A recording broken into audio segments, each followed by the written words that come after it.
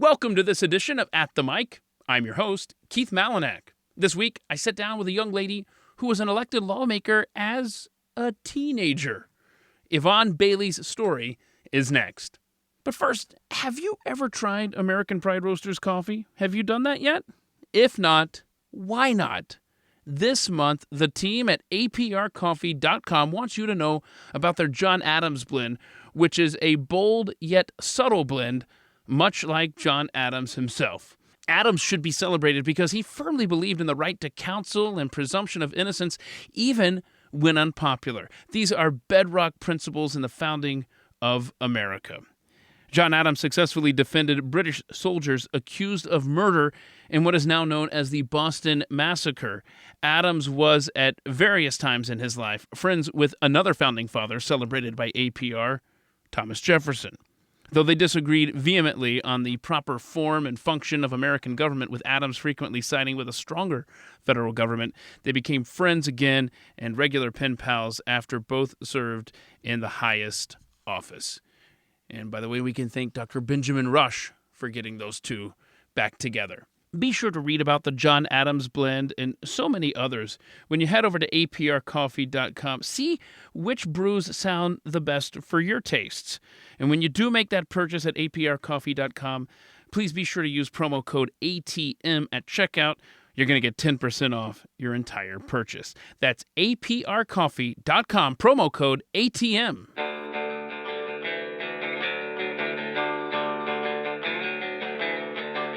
You're listening to At the Mic with Keith, an independent podcast production.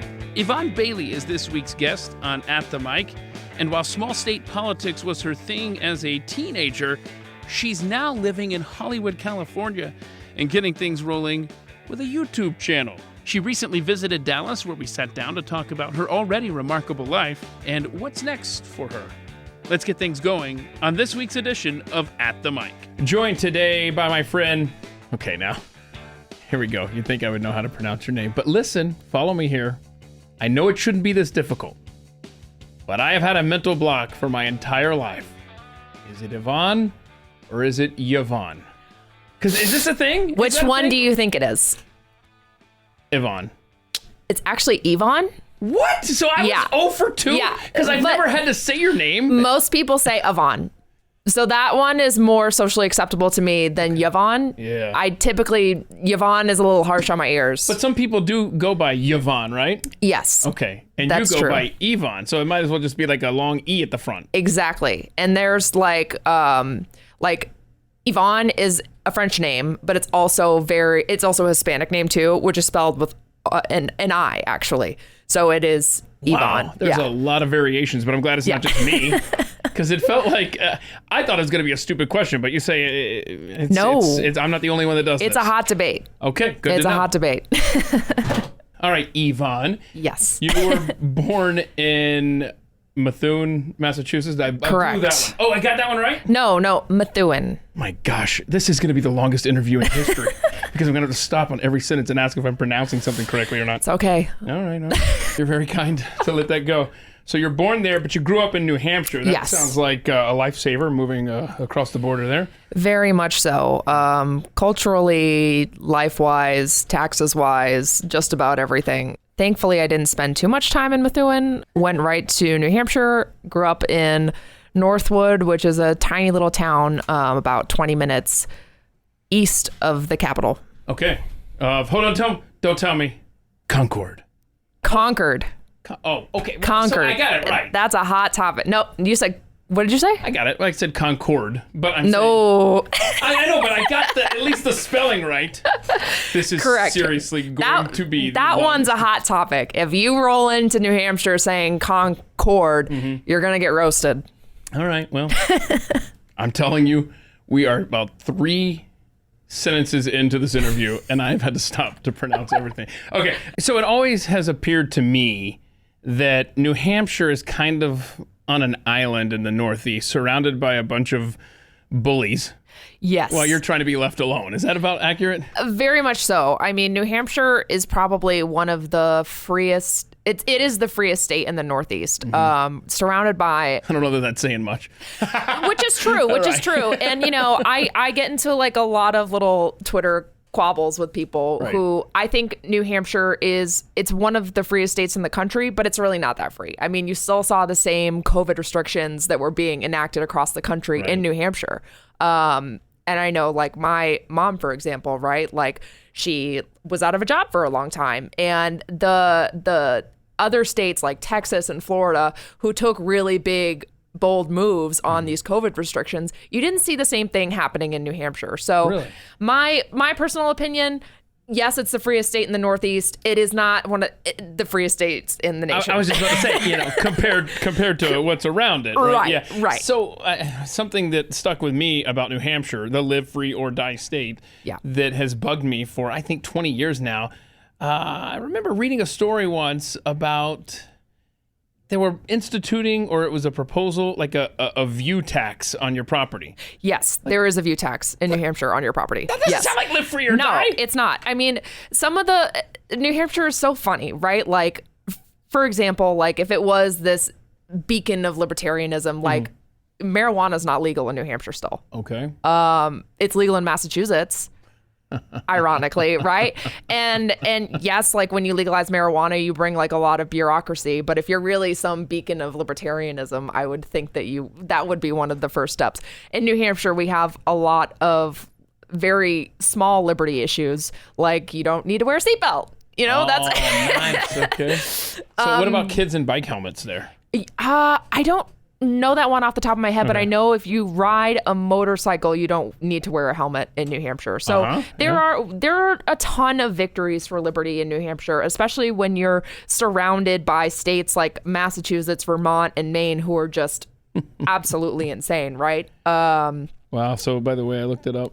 New Hampshire, if you're under 15 years of age, you have to wear a bike helmet. That's what I thought. Yeah. Okay. Well. I mean, it's hit and miss. It's the same thing with Texas. Right. I mean, let's be honest. I mean, we have no state income tax. New Hampshire does not either. Correct. But our property tax is stupid ridiculous. Same thing in New Hampshire. They find a way to get the money from you. And like, are you familiar with the Free State Project? I am very familiar with the Free State Project. So I Keene, New Hampshire? Yes. I'm 50-50 on it. I understand. I get the idea, like, New Hampshire is such a small state that hypothetically, if you were able to convince enough liberty-minded people there, you could move the needle. And they are doing good work and they are moving the needle a little bit. But I just think that New Hampshire is so purple. I love the state. It's my home state, but it's so purple and it's so influenced by Massachusetts, Vermont, New York, Maine, and the other states around it. Like, you have Governor Sununu, who is a Republican, but, when it comes to COVID restrictions, he's really following the lead of governors like Charlie Baker and who's the Vermont governor, Phil Scott, and Janet Mills over in Maine, who are not so great on these issues, Okay.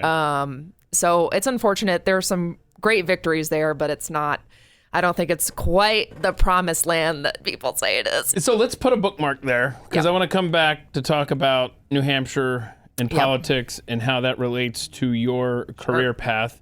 But first, I want to point out something you told me before we started recording. You're visiting Dallas. Yes. You may consider moving here, or what's the deal? Because right now you are a New Hampshire girl living in California, Los Angeles. Yes. Considering Texas. What's up with that? Yeah, so I moved to San Diego 3 or 4 years ago now for work. Fell in love with, San Diego is beautiful. The people are great. I hear the weather is perfect 24/7, 365. Perfect. The beaches, and it was a great career opportunity, and it just felt right. I fell in love with the people, made like a great network there. And so kind of just like built this new kind of community there that like I'm so in love with. Wow. Does it ever rain in San Diego? And the reason I ask, it does. Okay, does it really? Because the Padres play at a stadium. I guess it's been around for 15 years or so. Or something. A nice park, right? Petco Park or something. Yeah. Okay. And I heard a fun stat because they were playing my Atlanta Braves. this past baseball season. And I remember the announcer saying that the Padres had been rained out more in the last like 2 or 3 weeks on road games than have ever happened at their home stadium in their 15 years or whatever at Petco Park. But so does it ever rain there? But you say yes? San Diego is a little bit like, I'm comparing it to LA, where LA, I prefer the LA weather a lot more than I prefer the San Diego weather, just because I like dry, hot heat, and I like to be able to go outside every day and know that it's going to be the same. Okay. Whereas San Diego can be a little moody. So like they have like May Gray, which is like it's overcast all the time, and June Gloom, which is a little rainy. But like compared That sounds like Seattle. well, I mean, compared to the rest of the time is beautiful and gorgeous. So you just said that you like it hot and dry, correct? Yes. You ever been to Phoenix? I have not spent time in Phoenix. So there's a list that we're working through right now. Okay. Dallas. I don't want to dissuade you on Dallas. Okay. But at the same time, I will say that when we moved here almost a decade ago, it feels like it was a lot drier during the summer, and now it's feeling a lot more humid than it was when we first moved here. I don't know if that's like an influx of tree planting or what, but I can tell you Houston is the worst spot on earth for humidity as far as I'm concerned. But I'm sorry, your list includes Dallas, Vegas, Phoenix. Okay. Oh, well, we are the least dry of those three. I lived in New York City, which I don't know if you've been through a New York City summer. Yes, I have. Yeah. What's the comparison like? I mean, that was hell. But it's different, and let me tell you why. Because in New York City, I'm walking everywhere. You know, I got to walk 12, 14 blocks from Glenn's studio to the train or to the bus or whatever. And it's different. Here, it's hotter, obviously, but I'm walking from the building to the car. From the car to the building. Right. You know, there it's just kind of a different experience. But I will say that it's just, and it smells in New York City. Yeah. You know, it's just, and I hear it's worse. Andrew Wilkow told us that it's actually worse now because people are now, using the streets legally as a bathroom. But I digress. Yeah. So good luck with your decision. If you do end up coming to Dallas, let me know. I will tell you that I'm partial to the Fort Worth side. That's more like the Midwest than the Dallas side, which is more like, I guess, the Northeast to a degree. It's more like a... That's funny. It's a southern city that wants to be a northern city. Gotcha. Fort Worth is a Midwestern city. I like excitement. Then you want the Dallas side. Or Vegas. Yeah, good luck. We'll see. So you went to Mount Holyoke College. Yes. Wait, did I actually pronounce something correctly for a change in this podcast today? Good, you nailed it. And... you ended up, I love this, I'm a proud college dropout. Absolutely. Good for you. What were you going to school for? So it's kind of a roundabout story. So originally, I went to boarding school for high school, and I was a big basketball player. And all I wanted to do was play college basketball. And I really didn't care about anything else in high school. I was a good student. I mean, I was primarily focused on screenwriting at the time, actually. Wow. And I really only cared about basketball. And I was supposed to go to Mount Holyoke to play basketball, and I was all great. And my senior year of high school, I probably the last half, I got bitten by the political bug. I went and I interned in D.C. for Kelly Ayotte at the time, who was the senator from New Hampshire. Right.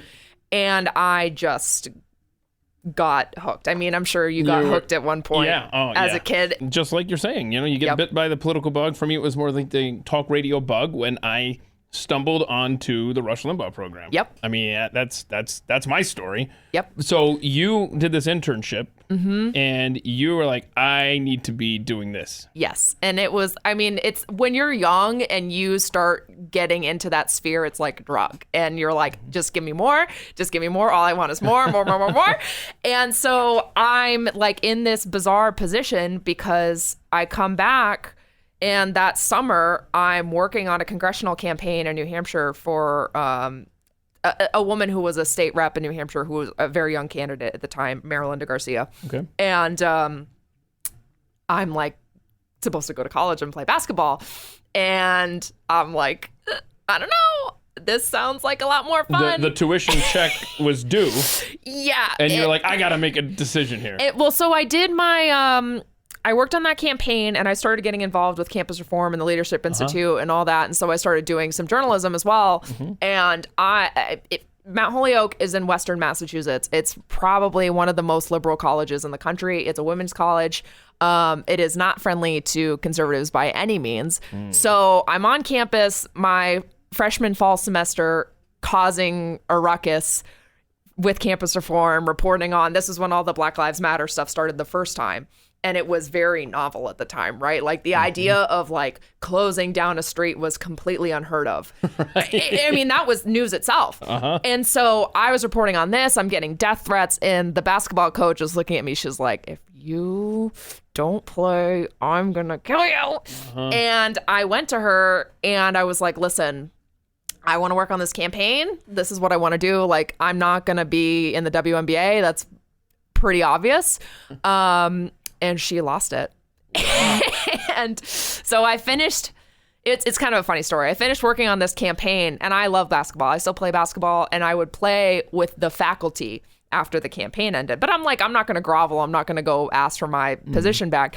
And she would watch me play and look down on me as I played with the faculty. And she ended up coming up to me like 2 months into the season and was like, will you please just play? And so I ended up playing. Okay. You got back on the team in time for conference play. Yeah. Right. And yeah. So when did you end up dropping out then? How long were you in school? It would have been March of my freshman year. Okay. Or February of my freshman year. I didn't drop out, but I ran, the year ended. So yeah, my freshman year was my last year. Okay. And that was when I ended up running for office in New Hampshire. Thank you. Perfect segue. Yeah. That's incredible because how old were you when you were elected to the I was 19. House of Representatives for the state of New Hampshire? 19. Congratulations. Thank you. That is incredible. It's an incredible feat. Now let me back up. It's amazing when someone wants to serve. It's amazing when someone that young wants to serve. It would be amazing if someone won a seat as a elected representative. But the fact that you were 19 years old and were elected, that is fascinating. Congrats to you. Thank you. How was that campaign experience? It was a battle. I only won by 100 votes. It was a special election, and it kind of had happened a very strange way. I went to, I was working for Campus Reform at the time, and I was breaking some pretty decent sized stories that were getting picked up in the Washington Post and stuff like that. Yeah. You're getting pulled from all directions. I'm getting death threats. Writing, death threats. Oh yeah, I'm running for office too. Yeah. My goodness. Well, I went to speak at our local town committee meeting because they wanted to hear about some of the stuff that I was working on with Campus Reform, and they're talking about this special election, and they're like, we have this special election coming up and this Democrat's going to run and she's won 3 times in a row and she's so great and nobody wants to go against her because this and this and this. And I was like, if you can't find anybody, I would love to do it. That's and cool. I'll work hard, and I've worked on campaigns. I have a great work ethic, and I don't know everything, but I'm going to try, and I'm going to listen. I'm going to do the best that I can.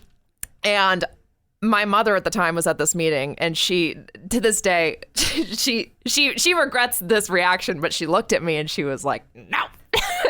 No. And I was like, well, I'm going to do it. This is what I want to do. And people were very supportive, and our state senator at the time was very supportive of me. And I had to work very hard because the woman that I ran against was she had won 3 times already and was very established in the community. And how was she in defeat? Gracious or?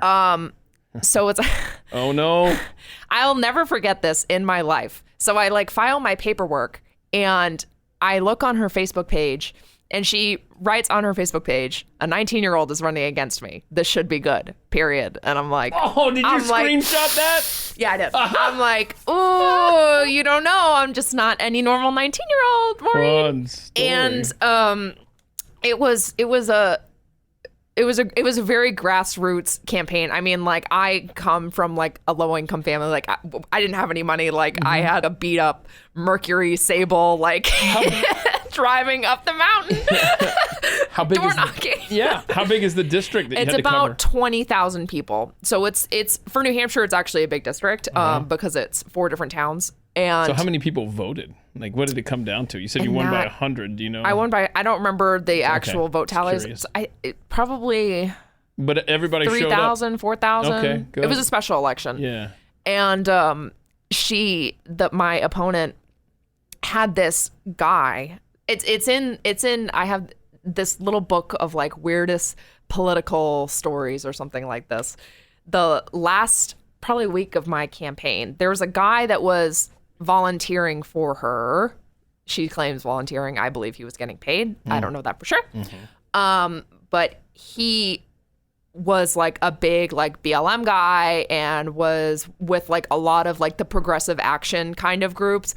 So basically a paid protester, and would do like all the Occupy Wall Street stuff and literally he was a professional agitator. Right. And at the time it was the 2016 presidential primary. So I had like a lot of the candidates campaigning with me, like Rick Perry and Carly Fiorina and Marco Rubio. And so I would do events with them, and this guy would show up and he would try and get in my face and was very aggressive. And thankfully, like I had people there who would push him back and stuff like that and separate himself from me. And the last 3 or 4 days of my campaign, my friend and I are like out. It was a very rural area. We're out door knocking in the middle of nowhere. And I get a call from a reporter saying, "Hi, I just got your statement about dropping out of the race. Do you like care to comment past your press release?" And I said, "What are you talking about? I'm literally door knocking right now. I have no idea what you're talking about." And they're like, "Your press release said that you're dropping out." Oh my. And this guy had created a fake email account for me, written a press release, sent it out to all of the major newspapers and TV stations in New Hampshire. And some of the journalists in the state were dumb enough not to call me and not to see that it was not me sending this press release. You had to be mortified. And they like tweeted out, and they were basically like, "Oh, this guy had written that I wanted to return to college and focus on all these other things 3 days before the election." And so I'm like shaking. I'm like, "What's going on?" I Like, bet. I have no idea. And he claimed that he had had a few too many beers and thought it was a joke. But that's voter suppression. No kidding. And it like the attorney general prosecuted him. He ended up getting like a little slap on the wrist. But I bet that's why it was within 100 votes. How many people just thought, "Oh, why is she still on the ballot?" Right. My goodness. So you get into the state house. Yep. How'd that go? It was great.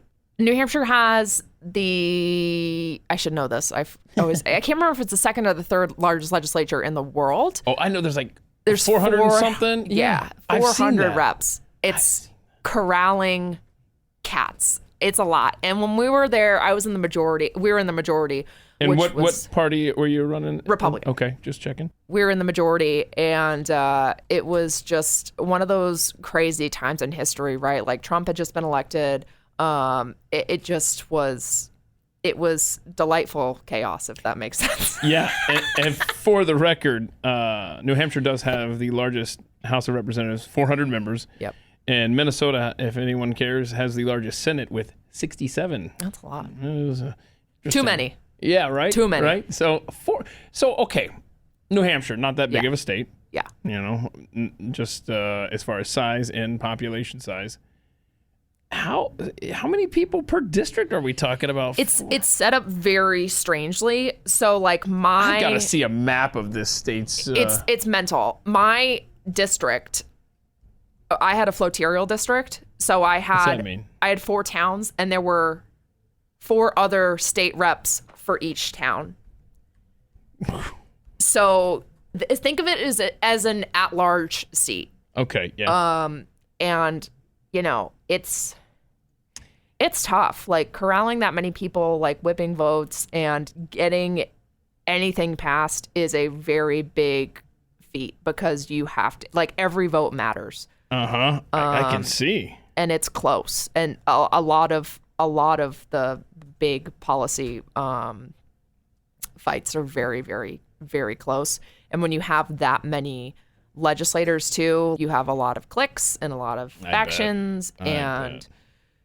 My goodness. you know. Yeah, I'm just I'm trying to make sense of this map here. Let's see if this is the issue with this being audio only. You probably won't be able to make sense of it because it makes no sense. So are each of these words different?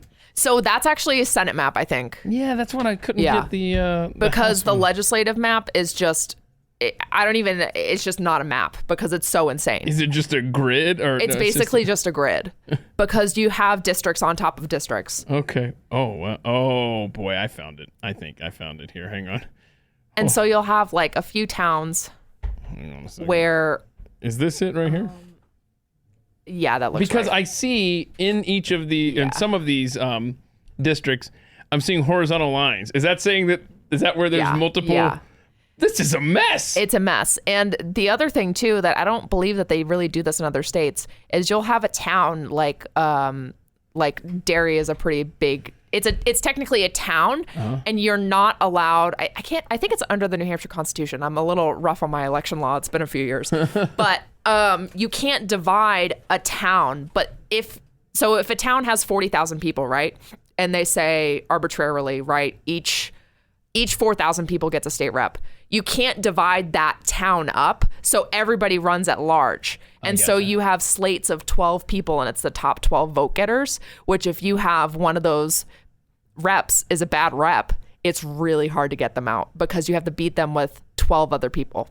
Wow, that's a mess. And on that's- top of a mess. And that's what like contributes to a lot of the it is a citizen legislature, which is great, but there are some significant structural issues with the way that things are set up because you get people in there for 25 years who are issues. So you're no longer in there. Did you lose? Did you decide? No, so I actually resigned. I took a job in San Diego, and I gotcha. Okay. So was it had to not do for it. you, or what was the issue there? I got a really good job opportunity, and That was the issue. I didn't finish college, and sometimes you gotta. Did you think for a Gotta moment make the hard that decision. maybe you would become one of those 25-year, lifer politicians? It was a big decision for me at the time because, that was. It's a volunteer legislature, so it's free. Oh, wow. Okay. So you're not making any money. No. And it's, you spend, if you're a good rep, you're probably going to be up there 3 to 4 days a week. So I had a job at the time that allowed me to do both. Okay. But it's not easy, obviously. I think that I'm more effective not as a politician, if that makes sense. Like I've been able to, like I've worked at Project Veritas. I've worked on some pretty big projects that I think I'm an ideological person, so like if I want to swing the needle, I think I'm much more effective on that scale versus being 1 in 400. It was great. It was good for me at the time. I loved doing it. I met the best people, and I loved like serving the town that I grew up in. That was amazing. But looks good on a resume too. Yeah, I'm very much like an impact person. I mean, you're familiar with Project Veritas, where it's like, one video and you can move the needle on a big understood. Yeah. Topic. Is that what got you to San Diego? Or that's actually what got me. I was in New York for a bit too. So I was in New York working for James. Okay. So what got you from New Hampshire then? A consulting firm. Okay, cool. Which was not for me. Which is not. But I thought it was a great job. It was a good job. But it's a difference. So like I always thought that I wanted to work in Republican politics, right? And I wanted to work on campaigns. And I had worked for Carly Fiorina when she was running in New Hampshire. And I thought that I wanted to work on campaigns and do this and be a comms director and do the thing and the thing and the thing. And I like working for that consulting firm, I learned a lot, but I learned also I don't want to work in Republican politics. And that's not a knock on Republican politics, but I'm just a little bit more ideological.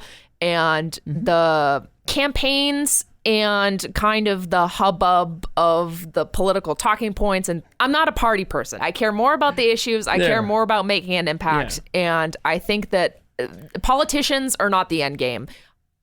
Andrew Breitbart said politics is downstream from culture, and I very much believe that. And it's more important to affect the culture than to elect Joe Schmo to be your congressman for 2 years. Sure.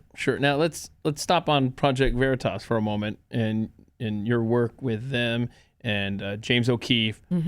Were you one of those individuals who would go undercover? No. Okay. Just wondered. I didn't know if that was like. No, I worked in our comms department, so working on stories Communications. and communications department, working on stories and releases and some production stuff too. Are you still doing stuff for them today? Or No, not anymore. Okay. But it was great. I loved working with James. So what is it that you're doing in Los Angeles then? So right now, I actually just started my own consulting firm, and that's exciting. Yeah, it's been great. So What's the name of your company? Flow Communications. Flow Communications, FLO. Yes. We're going to have to touch on this. Which came first, the name of the company or your cat named Flo? I want to know which came first there. Did you name the company after the cat? Potentially. Well, it's so funny because I was doing some side work as like people do, in politics all the time. And I had started it a long time ago. It just sounds good. I like the name. And it works. You don't have to explain it to me. And then I was like, well, now that I'm going to transition this to my full-time business and actually like grow it, we're just going to roll with it. How is that going? It's great. Great. And so it's a PR firm. You guys do social media stuff, right? Advertising does somebody hire you and then you take it from there? Yep. Cool. That's very cool. All right. It's great. And so when you were a kid, did you know what you wanted to do? You had mentioned earlier screenwriting. Yes. How many movies are living in your head right now? When I grew up, that's all I cared about. I cared about that and basketball, and I would just write and write and write and write and write. And I've kept all of my stuff because I'm a little bit of a geek.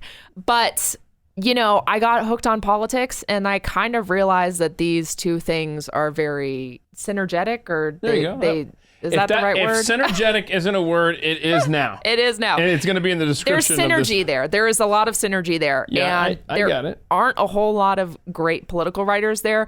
The thing for me, though, what I realized, even as a freshman, like I used to like labor over these scripts since I was like 15, right? Yeah. But if you want to be a screenwriter, you can't be a conservative. No. You're not going to get very far. No. You're not going to get far at all. And if you want to sit in a writer's room and get your butt handed to you all day by other progressive liberals who are going to yell at you for not having enough, LGBTQ characters or trans characters in your scripts, if that's what you want to sign up for, then go for it. That's not for me. I hear you. I have a lot of friends who are in the industry and are conservatives, and they go through hell. I bet every day sucks. Every day sucks. And a lot of them, thankfully, are leaving and kind of starting to do their own stuff, which is nice. But, well, I will, I will report that synergetic, while not a word, we're going to go ahead and say that it is because I like it. And if we live in a world where they have recently made irregardless a word, then we're making synergetic a word. Okay? I like it. I like it. Good. Very good. Okay. So you also wanted to, when you were growing up, become a comedian. Yes. I mean, have you ever done stand-up on any level? I have. Oh, wow. How'd that work out? Are there videos on YouTube of you doing stand-up? There are no videos on YouTube, and that's intentional. Oh, really? So that's good that they're not out there? Are you not funny with the... I am. I really started getting into it when I first moved to LA. I have a very good friend who's a comedian named Adam Yenser who used to work for Ellen, and he's conservative. Okay. And I'd always wanted to do that's it. That's good to know that there was somebody conservative writing for Ellen. Oh, totally. DeGeneres. Totally. And he was like in a lot of their sketches too, and like he was a very prominent writer for them. Okay. And I like wanted to start doing stand-up, and I was so into it and so excited. And I'm a little bit of a perfectionist, so if I'm into something, I'm into it. Yeah. But the issue is you're spending all of this time trying to move the ball forward, and COVID happened, which that's it, like, right? And then I was like, I need to like move on and focus on things that actually make me money. I've heard in that chair right there, I've heard stories like that, like, and then COVID happened, you know, it has affected so much, and it kind of derailed the possibility of you doing comedy, huh? But it was a good wake-up call because I was like, I'm going to focus on what I'm good at and I know how to do, and then the rest will come later. Mm-hmm. And doing stand-up in LA, like, I have a lot of really good friends who are comedians. I'm dating a comedian right now. If you're good, you get like $25 for the spot. Wow. Yeah. Hey, but that's more than being a state rep in New Hampshire pays. Which is true. I'm a sucker. But I mean, you followed your heart all the Yeah. time. I mean, Yeah. you know, it's got its own rewards. You Yeah. know, as opposed to working for a company in San Diego that you can't stand. Right. And I think, too, what's about to happen, and people should really start thinking about this as reality, is there are going to be two economies. There's going to be an economy for conservatives, and there's going to be an economy for liberals. I thought you were going to say there's going to be a vaxxed economy and an unvaxxed economy. I mean, those are the same thing, basically, right? Yeah. And if you are a comedian, you should start doing conservative comedy because people will eat it up and people are looking for it. Smart, yeah. And if you're a screenwriter, you should start writing conservative screenplays. And if you're a filmmaker, you should start making conservative films because we're at the point where we can't. There's no two more, different lanes. Yeah, we have no more synergetic relationship with one side or the other. How Right. about that? See, we're gonna make this a word, synergetic. Exactly. And if you're like in the industry and you're conservative in LA, they will come after you. They will make your life a living hell. And it's just like, stop trying to talk to people who don't want to listen to you. Right. You know? Right. Well, I recall that 20 years ago, living in Houston, working with Pat, who I work with now here at the Blaze, we would have comedians forced on us. You know, they were like, hey, so-and-so's in town, you should have him. And neither of us had ever heard of this person, Right. but it didn't matter. Anyway, so the person would come in there and they weren't funny at all. Yeah. Like, it was just like a regular interview, you know? It was just like, so, you tell jokes. Yeah. Can you tell us a joke? Huh, you? And they would be... we would have been better suited having the receptionist up front coming in Right. here. It would have been more fun conversation. But I'll give you the opportunity. You want to tell us a joke? You want to make us laugh there, funny girl? You want to tell us a joke? Come on, make us laugh. No, I'm just kidding. No. I'm just kidding. I've taken that hat off. Yep. And it's long gone. I got you. But you're dating a comedian. Yes. Do you get laughs in that relationship? Yeah. Okay, It's good. That's good? Okay, good. good. So far, so good. That's good. You gotta laugh. Yeah. You gotta have that. Okay, you just started a YouTube channel. Yes. I know that. Yes. Where do we go? What's going on there? Yeah. So I'm working with, are you familiar with Young Voices? Yeah, Stephen Kent. He was a previous guest on At the Mic. Yeah. Oh, so very you're cool. working with his group there? Yep. Yeah? Yep. Okay. I'm working with them. And so I'm creating a lot of content that's going to be on YouTube, which you can cool. find at Yvonne Bailey, Yvonne Bailey, Bailey. Yeah. We'll put a link in the description here of the podcast. So very cool. So live streams, podcasts, some short form content, and a lot of it's going to be culture, as well as, it's called Hollywood Hell, because I live in Hollywood and it's hell.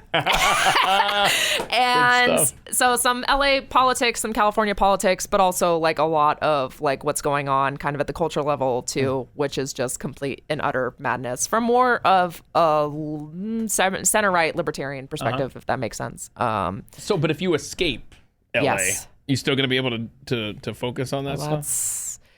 That's the question. Okay. We'll just You want the we'll best just of go both worlds. more towards the culture side of things I see. versus the Well, actual. we'll see what the future holds, Yeah, right? we'll see. I Okay. mean, I have a love-hate relationship with LA. I think it's one of the greatest cities in the world that has been ruined by 50 years of one-party rule and awful progressive policies. You know, Tell us how you really feel. it's true. Yeah.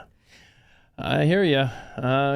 But like, part of me still longs for old Hollywood. You know, See, LA, follow me here on my analogy. sure.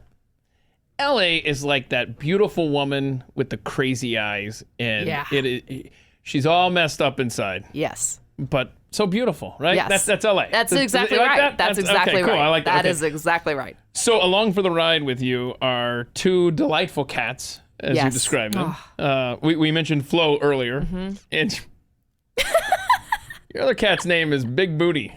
Yep. That's gosh, I can't believe I'm asking about the anatomy of a feline, but does Big Booty have Yeah. said Big Booty? So I had Flo. I got Flo when I moved to San Diego, and so I've had her for a while now. And then right before COVID, I just felt sad because Flo's great. She's my buddy. But But I'm like, I used to travel a lot, and I was like, I just feel I do too. In my head is just like this cat sitting alone on the bed, and I'm like, all by herself. And I was like, she needs a friend. I'm with you. And my friend, client, Anne McElhenney, who's producing the Hunter Biden movie. Yeah, she and Phelan are awesome. Yes, they are big cat people. They are very big cat people, and they're like, you need another cat. And so I got Booty, and originally her name was Puff, but she is this is kind of very strange. She's a Manx cat, which is, it has to do with like, there's some island off the coast of Scotland or Ireland or something like that where these Manx cats originated, and the legend is that they are actually a crossbreed between a cat and a rabbit.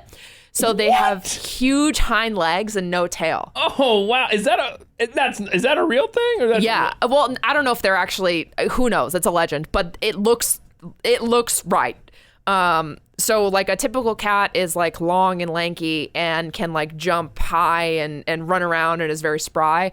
And Booty is built like a brick house, and like all of her weight is in her back, her butt. Okay. She just earned the name. But they're great cats, Manx cats. They're more like, they don't jump high because they can't. They're more like, they're like hunters, if that makes sense. Yeah. Okay. Ground cats. That's cool. Well, I'm glad they've got each other. Yes. That's good. So your favorite app on your phone is Zillow. But why is that? Like, in other words, are you constantly trying to find some other place to go, or? That's a great question. Maybe I'm always wandering.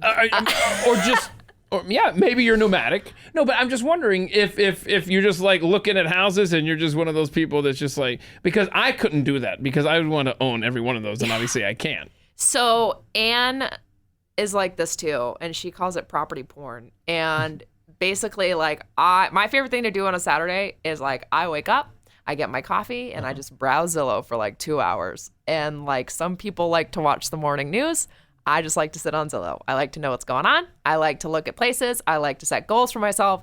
Obviously, like, you know, it would be nice to get out of California if I could find a place that I'm drawn to. So yeah, I just like to look and see what's going on. And it's fun to look. I mean, it's fun to look at houses. Yeah.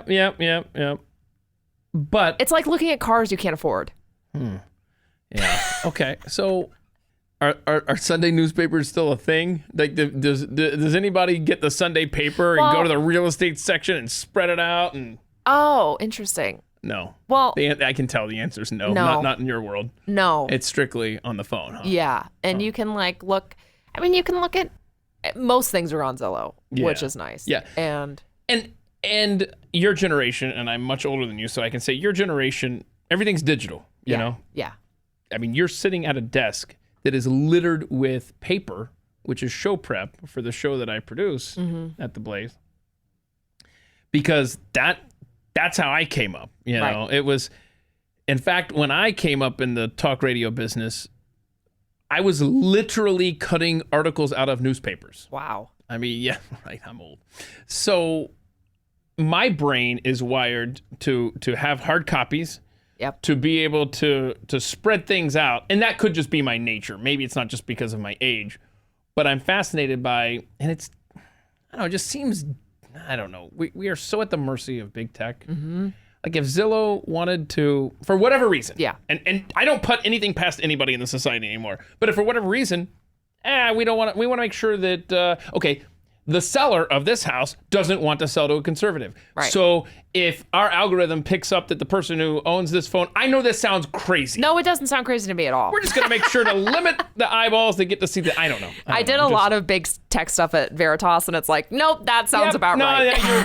You're onto something. You just don't realize it yet. Yeah. I mean, I was talking to my friend yesterday, and I got an Uber, and she got to the airport maybe an hour before I did, and her Uber was $30 to the hotel, and we're staying at the same hotel. My Uber was $85, and she was like, what's up with that? And it's like probably because every time they put a crazy price in front of me, I say yes because I'm impatient. Wait a minute. Hold on. Time out. What time of day was she traveling? I think she got there at like 9, and I got there at like 10. At night? Yeah. It was $85. That makes no sense at all. Oh, I know. I think I said to her, I was like, they put crazy surge prices in front of me, and usually I'm just so impatient and I'm so tired that I'm just like, but fine. See, and that's just it. That's one of those things that you just can't really prove. You're just kind of like, but whereas like a newspaper, for example, would be published and printed, and then whoever walks into the convenience store or the newspaper stand, everybody gets the same thing. With big tech, I don't know what they're filtering my searches or what I'm seeing compared to somebody like you just, oh my goodness. Yep. No, I hear you. That's and like, scary. I don't even I typically rent a car when I travel, but there's a car rental shortage like everywhere. I know. And I couldn't find anything that made sense, you know? No. So Uber it is, we'll pay whatever the price is, huh? Okay.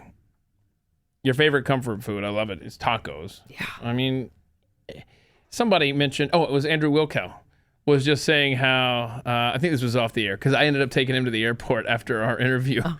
And I think this is where he was telling me, when he visits Dallas, there's no good Mexican restaurant, like it's all chain stuff. And I got to thinking, you know what, you're right. I've noticed, I now that you say that, I think you're right. When it comes to tacos out in California, are there good mom and pop locations, individual places, or are you talking about Taco Bell? Oh, okay. The best you got tacos places in California. Okay. Everywhere. There's so many great like mom and pop shops.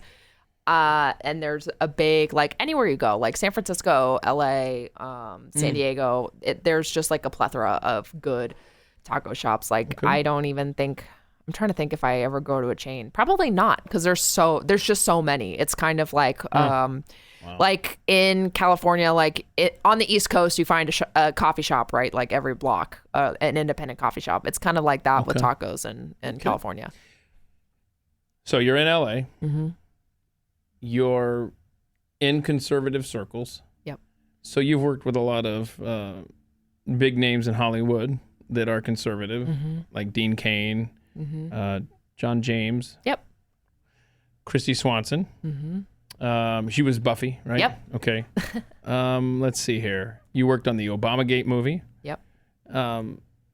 So these are good people then that you've met. Yes. Okay. Yes. Good. And we've got the Hunter Biden movie that we're working on now, which is going to be fun. It's going to be so good. And we just got Lawrence Fox. Or do you know Lawrence Fox? If you tell me about him, I might recognize him. He is a British actor. He was in Victoria. He leads the Reclaim Party in the UK, which is basically like kind of like anti-lockdown. Yes. He's fantastic. Yes. Okay. He's gonna be great. And he's gonna be Hunter, right? Yeah. Yeah. And if you just think about, and Robert Davi is directing it, who's awesome. Okay. And if you just think about Hunter's story, like one of the things that I love so much about Ann and Phelan is they definitely get the culture aspect of things, which is like, it's, I'm not trying to knock conservative movies. Oh, but no. The majority of them are not. Cheese-tacular? Yeah. And they're not appealing to. Poorly done? Exactly. Not worth my time? And not appealing to I said it for you. anyone except for conservatives. Right. You're preaching to the choir. It's not making the impact that it could. The Hunter Biden movie, it's called My Son Hunter. The beauty of it is Hunter's story is just so not conservative that it's sex, drugs, and rock and roll. But there's also this whole other aspect of the media cover-up, the big tech cover-up, and also the pay-for-play. And it's a whole fun, right? lot of good. And it's going to be funny, too. Oh, good. Do we have, first of all, is it going to be distributed en masse to theaters? It's actually going to be out for free on YouTube. Nice. And it's a $1.8 million budget. Yeah. What's the release date? It's actually going to be released pretty soon. Very cool. So if you go to mysonhunter.com, there's all the information there. You can sign up for the email list. And you'll get it. It's going to be for free for everyone to watch. Like a YouTube thing? It's YouTube or Rumble. I see. I think big tech might step in. Yeah, it's going to be, I mean, compared to like what else is on YouTube, I don't see why it would be a problem other than the politics. Yeah, but very good. Very good. I ask in the email, hey, what cheers you up? And you put friends, and that's a great answer. Do you find technology today, and again, how old are you again? You're 25. 25. So you've never really lived in a world that wasn't digital. Right. So here's my question let's see what your perspective is on it compared to me. Do you find that having these digital connections makes our relationships more distant, or are we more connected? In other words, it's easy for me to send a text right now to a guy I grew up with. Mm-hmm.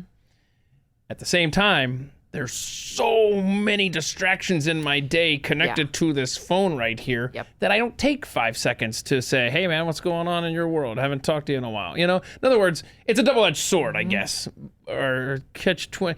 It's something creative that I can't think right now. So that's my question. Yeah. How do you, because relationships, friendships, they require nurturing to a degree. And it's just so tough because at the end of the day, my eyes won't stay open when I have that moment to reach out. And then if I do reach out at the end of the day, well, now I'm trying to go to sleep. You know what I'm saying? No, I hear you. And I'm kind of like an odd duck, if that makes sense. Like I dropped out of college at 19 and I went straight into the workforce. So most of my friends are actually in their late 30s and early 40s. Oh, wow. So yeah. Okay. I'm still older. Well, like late 30s to like no, I got you. 50 is the majority of my friend group. So typically it doesn't feel like, I don't feel over connected, if that makes sense. In that, like, when I go sit down with my friends for dinner, we're not on our phones, you know? I like work in the digital realm all day.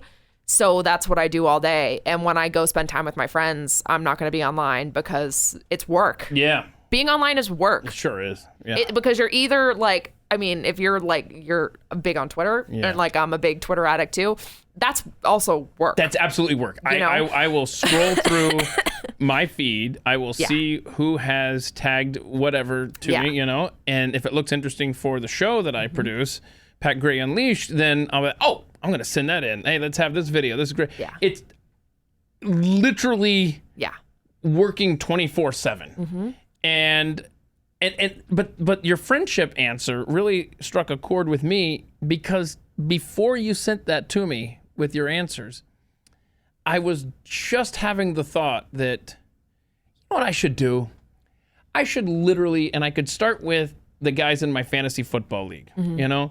I should just take long weekends. Just visit them and their families. Yeah. Man, I haven't seen you in 10, 20 years, whatever. It's just like, I'm going to Pittsburgh. I'm going to go to Denver. I'm going to go to... I'm not getting to Connecticut, Rich. Sorry. No. You see, but don't blame me there. You know, because I'm getting older, where it's like, I'm not trying to be over dramatic, but at some point I'm going to be like, I'm not traveling for crap. I'm not doing that. Yeah. So, I mean, it's just, you're right. Friendships are very important. But they are so much work. Come on, Yvonne. They are a lot of work, but like, especially now with COVID, and I mean, COVID everywhere except for LA, it seems like it's winding down a bit. With COVID, and just like, it's just nice to have a good network of friends and people who you can rely on. And also with politics too. Like, I've become I'm sure you're this way too, I've become very picky with my friends over the years. Like, I have so many liberal friends, but they have to be a very specific type, which is either someone who is intellectually stimulating and we can debate things, or gets where I'm coming from. You have to be picky nowadays. But once you have and a lot of times you don't have a choice. They just kick you out of their circle based on your politics. Right. That too. Yeah. Yeah. Isn't it a fun world we live in, Yvonne? I'm a big believer in there's going to be two economies, and there's there's just no in between. I mean, you have like you have major companies saying, I don't want to do business with conservatives. You know, good times. We have to make alternatives. Yep. Tell me about Carrie Marsh and the impact this individual had on your life. So Carrie Marsh, oh man. So when I first ran for office, was obviously very green, and like I had worked in the political sphere a little bit. So I kind of knew the landscape, but I didn't really have anyone guiding me or helping me. And, you know, it was a big race. There was a lot of eyeballs on it because I was 19 and also because it was during the presidential primary season. Yeah. And I got a pretty decent amount of media. So, you know, but I was doing most of this work on my own. Like it was just me like pulling stuff together 24/7, just trying to make things work. And I met Carrie for the first time at a fundraiser for somebody. They're all the same. I mean, it's like, you know. Well said. Yeah. And she's like, "You're that girl running for office." And I'm like, "Yep." And she's like, "Oh, okay, like I'll help you." And I'm like, "Okay," like everybody says that. It's like, "Okay, yeah, nice to meet you." Yeah. And the second time I met her was at the New Hampshire Young Republicans conference. And it was some big battle, inter-party politics over this person wants to be chair and this person wants to be chair. And everybody's fighting, and I'm just sitting there like, why am I even here? And I'm 19, get me out of here. I'm like, this is hell. And Carrie gets up. And she goes to the front of the room and she's like, everyone's fighting. But there's something more important here right now that we need to be talking about. And everyone's like, what is she saying? Uh-oh. And she's like, we have a young Republican for office here right now, and she needs our support. Wow. And we need to donate and make this like help her win. And so she grabs a hat from this guy in the audience, and she starts passing it around, and she raised like $1,500 for me off this like awful. I mean, it was a complete disaster. I want to meet Carrie Marsh. She's great. And so Carrie ended up being the New Hampshire state director for Carly Fiorina. So I ended up working for her, and then I worked for her at a consulting firm after that, and she's been one of my mentors and best friends. That's really cool. Well, shout out to Carrie Marsh. Would be nowhere without Ms. Marsh. Pass the hat for me. Yeah. And because I need I'll come up with some excuse for her to pass the hat for me. Okay, so tell us about the life-changing story where you were in high school and you didn't take a cab to the airport. And what happened?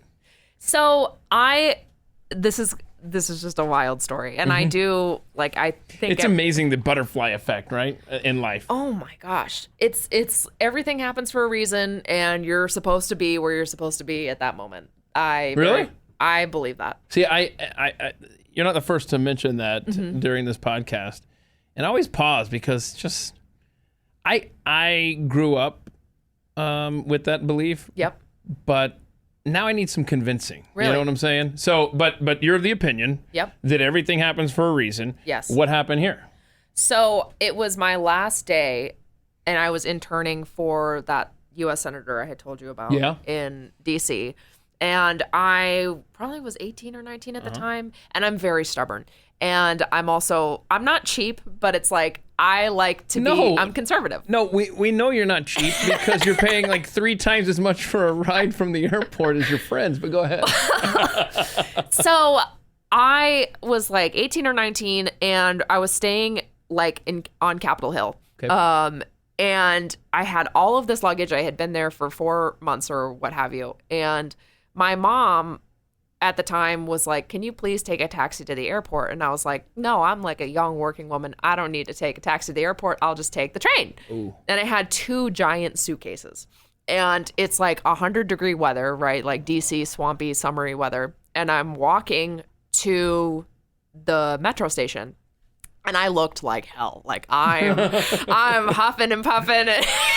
Dragging these suitcases filled with bricks. Yeah, exactly. And I think I was like so nutty that I was like, I want to work on my last day. So I think I was even in work clothes because I'm just a nut.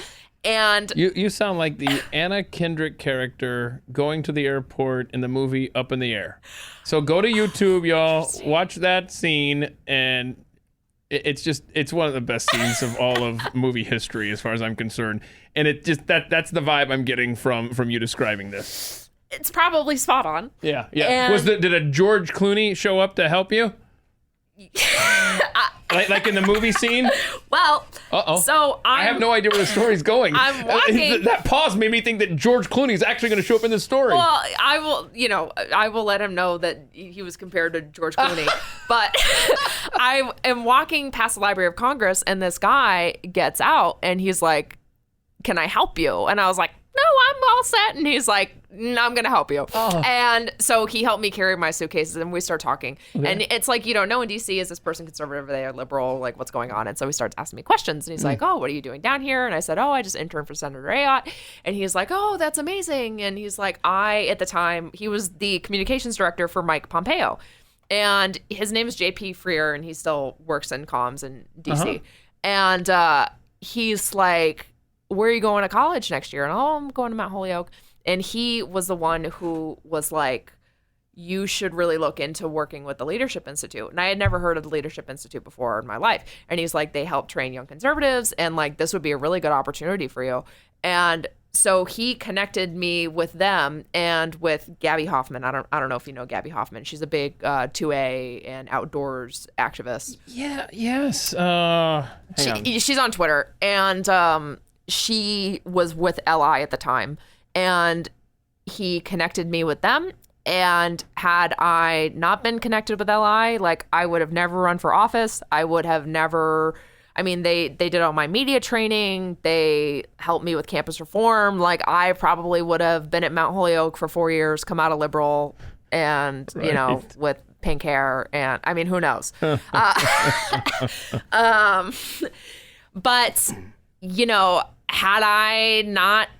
had I taken the cab that day, like, I don't know if I would have ever run for office. Like, I don't know. Maybe I would have been called to it in a different way, but, So butterfly effect. So I guess it's fair to say that you defying your mom Yes. is what changed your life in a positive way. It's very funny. Hi, Mom. No, she knows. And it's so funny because she's apologized a billion times, and she was like, "Don't run for office, don't drop out of college, don't do these things." Oh, God. And she's just like, "What do you want me to do, Mom?" My goodness. And now she'll be like, "I was wrong. I was wrong. I was wrong." That's cool. Yeah. Next time, just maybe when you have a big life choice, just ask Mom to write down acceptable answers and see what am I allowed to choose from, Mom? I think typically it works out well when I do the opposite. Oh yeah. Okay. All right. Because I'm a natural. I naturally like to defy authority, so that's probably where that comes from. So let's visit your most embarrassing moment. It was a phone call with a reporter. That's not the conversation where you realized that a fake press release. Correct. Okay, what happened here? So this was, I think, my first media interview, or maybe my second media interview of my campaign, and it was with a very, very, very liberal newspaper in New Hampshire called the Concord Monitor. Okay. And had anyone given you any training to how to deal with the media or anything? I had done some stuff with the Leadership Institute. Okay. This was just me being an idiot, to be honest. Okay. And was alcohol involved? Nope, no alcohol involved. No, okay. Oh yeah, that's right. You were still, man, my goodness, I forgot. Okay. And I did this interview with this reporter, and it went great. And I think I was at a coffee shop at the time. Like I was kind of on the go, and I thought that it went really well. And I was so nervous the whole time, because they're just known to stab you in the front, especially if you're a conservative and 19, And 19, yeah, good point. And but I thought it went really well, so I called my mom afterwards to let her know that the interview went well, and she didn't pick up the phone or something. And so I put my phone down or in my pocket or what have you, and so the phone starts ringing again, and I didn't look to see who it was, and I just picked it up, and I assumed that it was my mother. And I said to her, "Hi, Mom, I just got off the phone with," it's a joke in New Hampshire, they call it the Communist Monitor. I said, "I just got off the phone with the Communist Monitor," and the reporter's on the other line, and he goes, "This is Nick from the Communist Monitor." Oh, that's funny. Did he not laugh? I was like, and this is before Trump, right? So it's like, it was much like, it was not socially acceptable to say that to the media, really, if you're running for office, like, you know, go pound sand. And so they printed it, and it was like Yvonne Bailey, comma, who refers to this paper as the Communist Monitor, comma. That might have earned you some votes. It earned me some donations because a few people like took a screenshot of it and then like started posting it on social media, and they're like, this girl knows what she's talking about. So embarrassing. No question that as you're talking to him, you're embarrassed. But I think in the long run, that's hysterical. Oh, yeah. Well, it's funny now. But like my stomach, I think I almost lost it. I bet. Well, I can understand that. Let's see. So is there anything that we haven't covered here today? I know that you have your twitter.com/YDBeep. So YDBEEP. Yep. Okay. Instagram, same thing, YDBEEP. Yep. And you've got that YouTube channel as well. Is there a direct link to that, or? It should be Yvonne Bailey. Okay, so look for Yvonne Bailey, and we'll put the link in the podcast description. Well, I appreciate you traveling to Dallas. I hope you have a good stay here, and if you're new home shopping, let me know, and I'll point you to the Fort Worth side of town. Thank you. Yeah, sure. Yvonne Bailey, my guest this week on At the Mic. Thanks so much. Thank you. I enjoyed getting to know the story of Yvonne Bailey, and I look forward to seeing where her story goes beyond here. Hey, if you enjoy good conversations that we offer here on At the Mic, I hope you'll rate, review, and share the website atthemicshow.com with anyone you think may want to hear some good conversations in their own life. Be sure to check out the show merchandise when you head over to atthemicshop.com as well. Hey, next week I sit down with Josh Parker, who, like Miss Bailey, is another young person who's already made a big mark on the world. You may know Josh as the kid who created Parker's maple syrup, right? Well, now he's a young businessman with future plans to explore, and we talk with Josh next week here on At the Mic. I look forward to sitting down with him. Hey, until we meet up again here in 1 week's time, please go be free, and thank you for listening. This has been At the Mic with Keith, an independent podcast production. Head to atthemicshow.com for archived episodes, sponsor information, and ways to connect.